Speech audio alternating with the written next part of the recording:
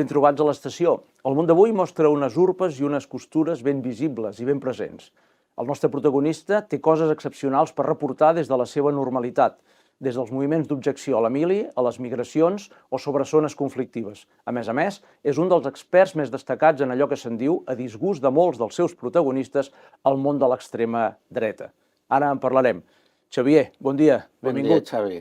Escolta'm, jo la primera cosa que m'agradaria fer-te explicar i que els televidents ho poguessin saber és aquesta dualitat que portes com a professor, com a periodista, com a persona que ha viatjat seguint conflictes, seguint les evolucions del món dels últims anys i també el fet de la teva especialització amb l'extrema dreta, un fenomen que al final, a la recta final d'aquest programa en parlarem.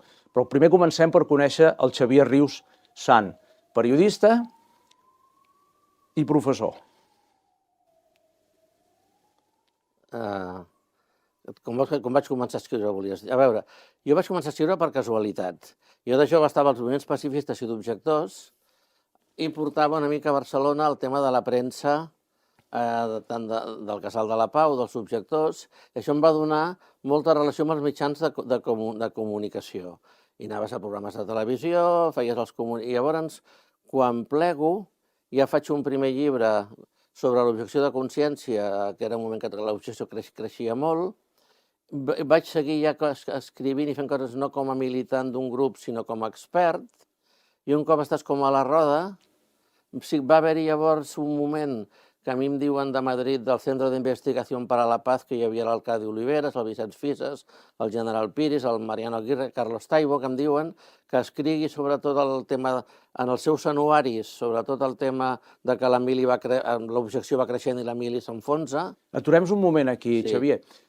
Objecció de consciència al servei militar. Sí. Hi haurà gent de 20 i pocs anys, de 30 i alguns, que no sabran què és això. Explica'ns-ho com un periodista que ets. Bueno, la mili era obligatòria, els espanyols tenen el deber de defender a Espanya, i hi havia molta gent, al començament pocs, que no la volien fer per motius ideològics, per motius pacifistes o pel que fos, o que no volies que un militar xusquero tractés com tractava la gent, i jo em vaig fer objector.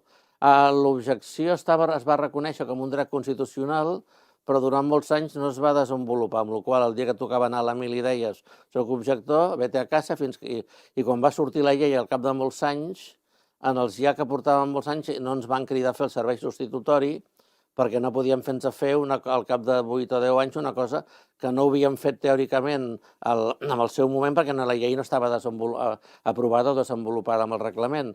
I és com jo vaig començar i estava al Casal de la Pau a Barcelona i jo vaig aprendre molt, no només la gestió amb la premsa, perquè ja reunia tothom, i llavors ja tenies, en aquell moment, el que tenies era tenir el telèfon de 20 mitjans i de 30 periodistes, no? Fix, el de casa, perquè no hi ha el de la redacció o el de casa, no? I llavors jo ja vaig començar a vegades, ara em dirien que era community manager, un grup que demanava per reunir-se i, escolta, mira, doncs... Sí, però explica'ns-ho també, això com podria ser? Tu dius que va ser un community manager abans l'ETRA o abans de l'època digital. Com es feia per ser community manager? No, community manager. Tu sabies, es reunia qui fossin allà d'algun moviment social o entitat, volem enviar, mira, doncs aquí hi ha els sobres amb l'etiqueta de tal de La Vanguardia, Dolors Palau, Agència F, Lluís Pau, Mundo Diario. Saps, i amb el mateix sobre tenies ja amb les etiquetes, els enviaves, escolta, ara portarà que ben moto, ben metro el comunicat, i jo ja els obria la porta i tenia molta relació i em convidava molt als programes de ràdio i televisió. I a més, com el tema del servei militar era un tema molt intocable, recordem que l'Albert Boadella i els joglars els hi van fer un consell de guerra per criticar, consell de guerra militar, no? Hi ha molts més periodistes, amb la qual cosa sabien que jo xerrava, però no deia els militars són una colla de feixistes franquistes, que llavors els hi queia un puro. Llavors tenia bona relació amb els programes i amb els periodistes.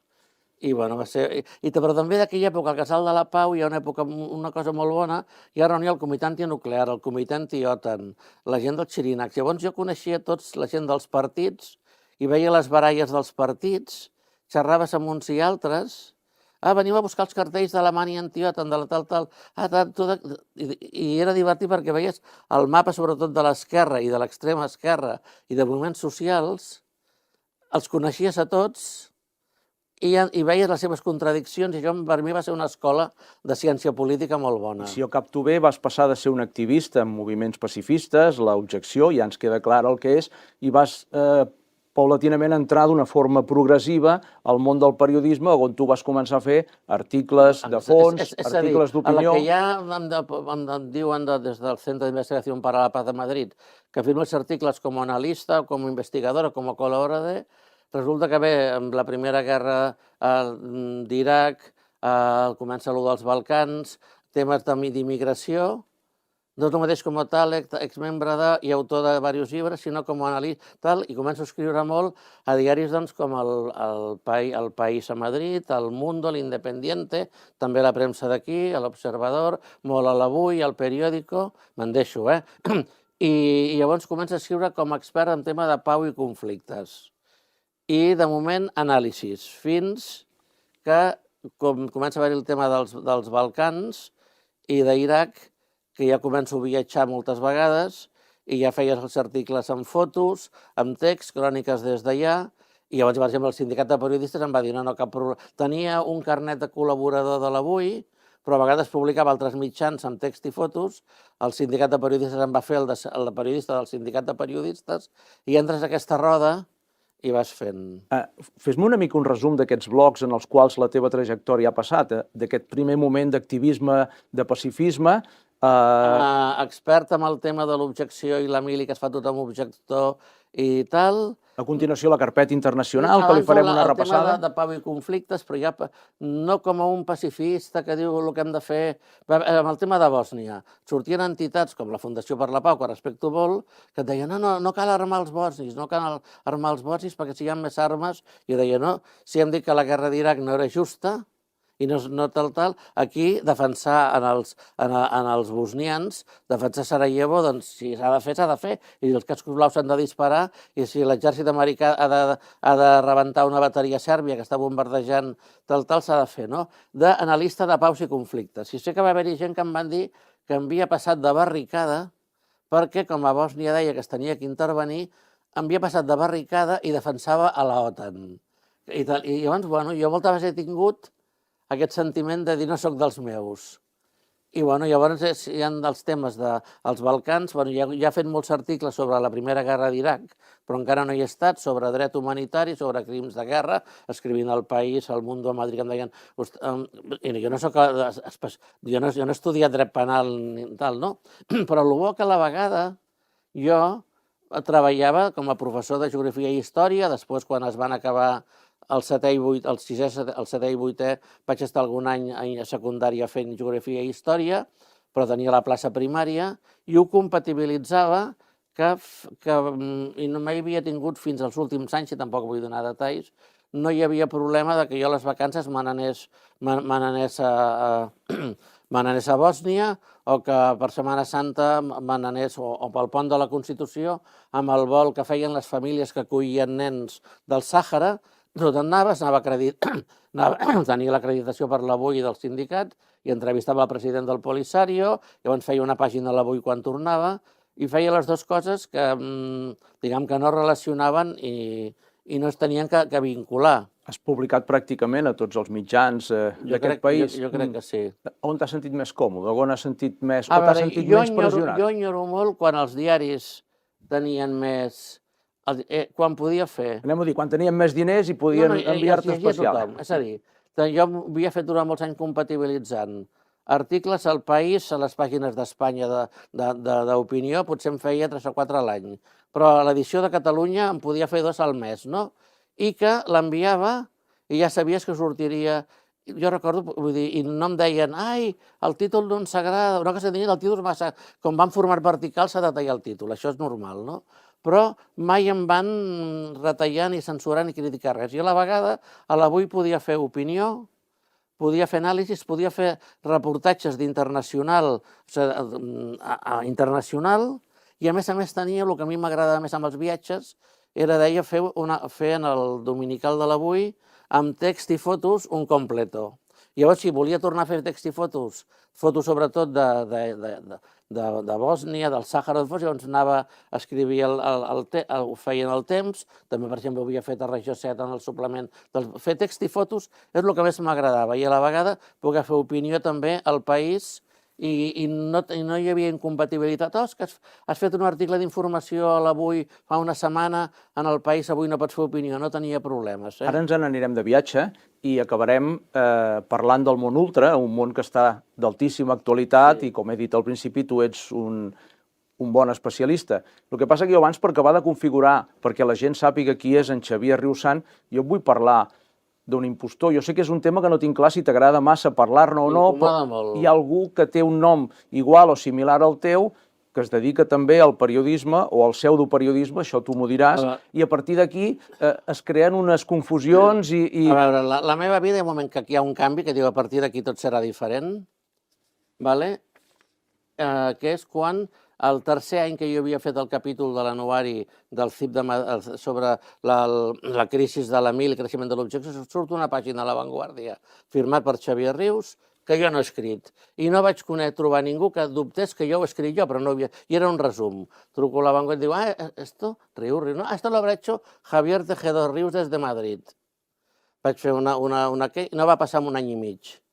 I llavors, després ja de la Guerra del Golf, després de tot, el moment que inclús tinc molta més presència, comencen a sortir articles dels mateixos temes i em diuen, això ho fa el Tejedor que firma amb el segon cognom.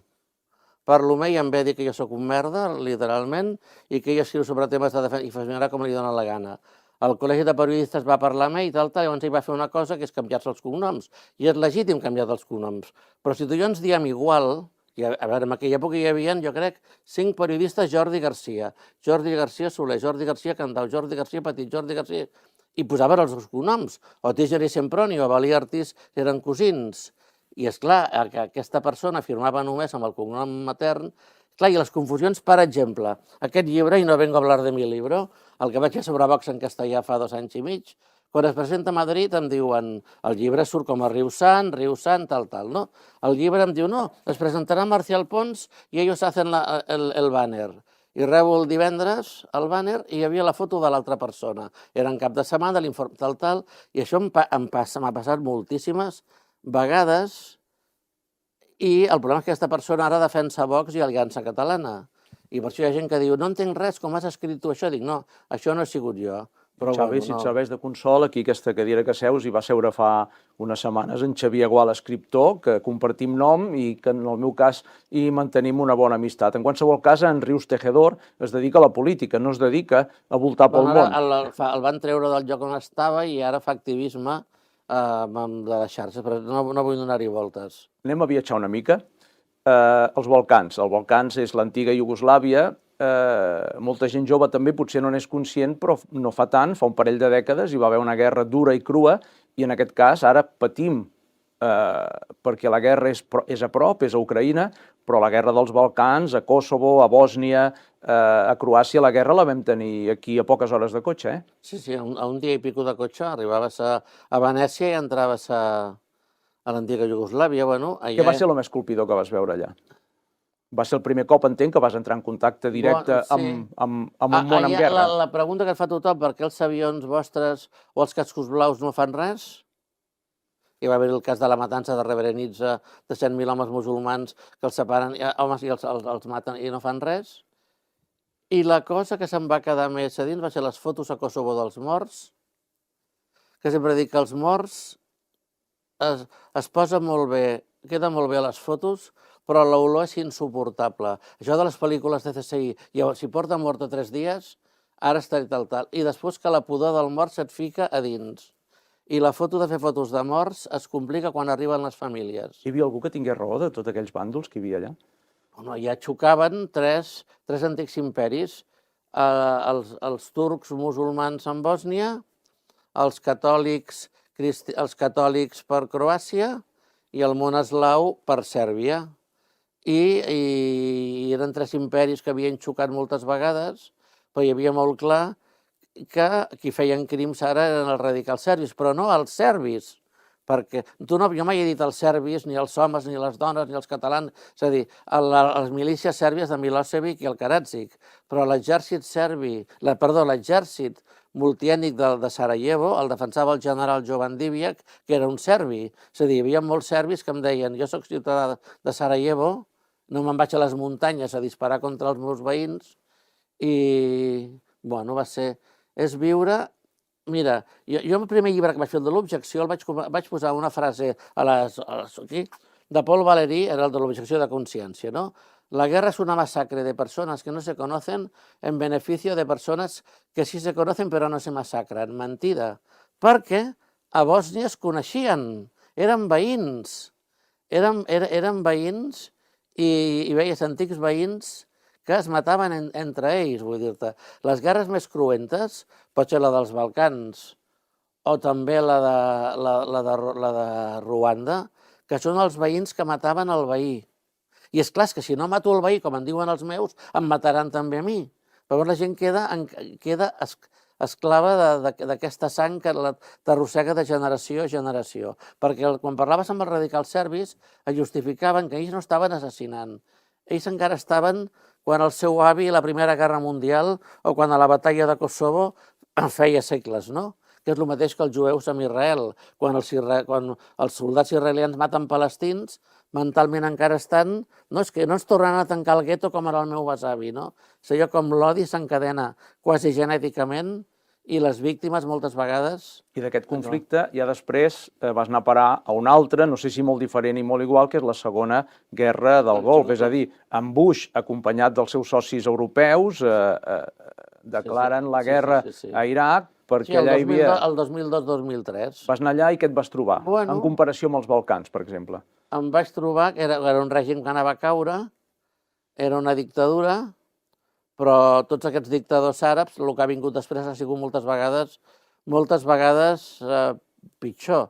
A veure, en un moment que estàs a punt de començar una guerra, que xerris 3 vegades amb el número 2 del règim, amb el Tarek Aziz, amb el viceprimer ministre, el que era cristià, estàs veient tot allò com es desmorona i veus una societat molt culta amb un dictador que quan es desmoroni tot vindrà una sèrie de guerres civils que encara no se n'han refet.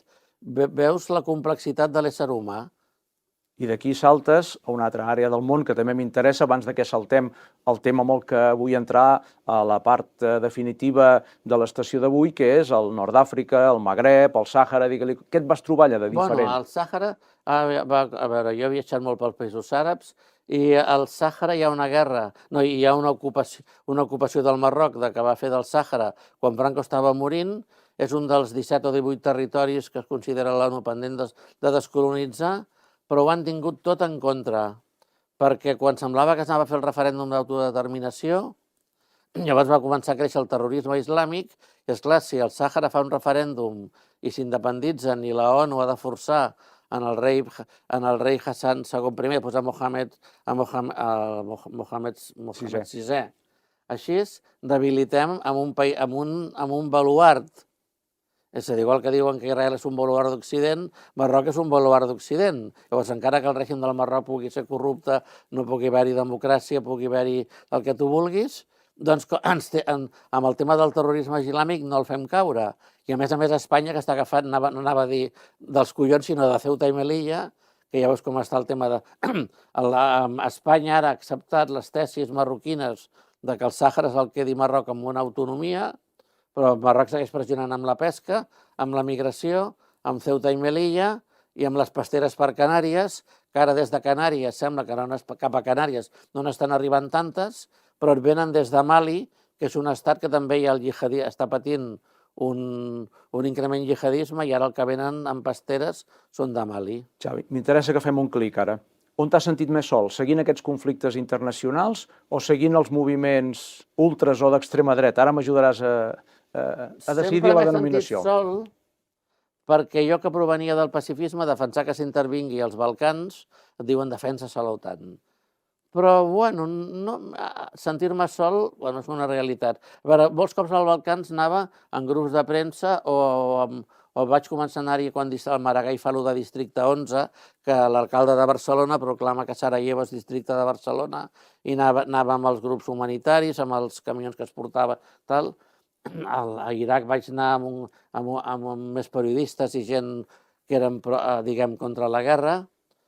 Sobre els grups ultras sí que he anat molt pel meu compte, perquè jo continuo escrivint, perquè molts periodistes han quedat cremats, perquè jo sempre he condemnat, i no ho faig per postureo, que es rebenti, que s'agredeixi en els actes, en els grups ultras. Tu reivindiques, per deixar-ho clar, que se'ls deixi parlar i explicar-se com qualsevol altre. No això, no arribo tant. Que si un partit d'extrema dreta fa un acte, no s'ha d'anar ni a tirar-li pedrades, ni a fer-li pintades, ni a dir Manresa, Vic serà la tomba del feixisme, perquè després, bueno, però inclús com molts fets, com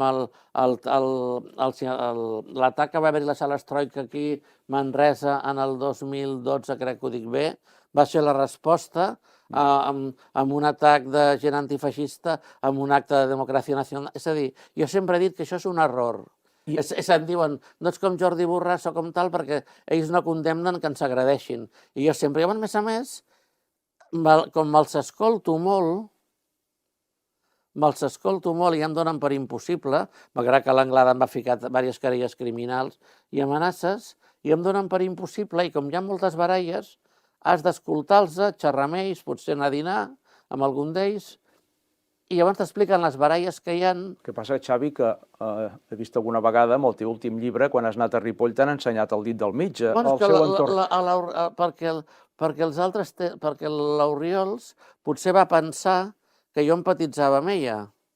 Perquè la senyora Oriols s'ha llegit de pe a pa.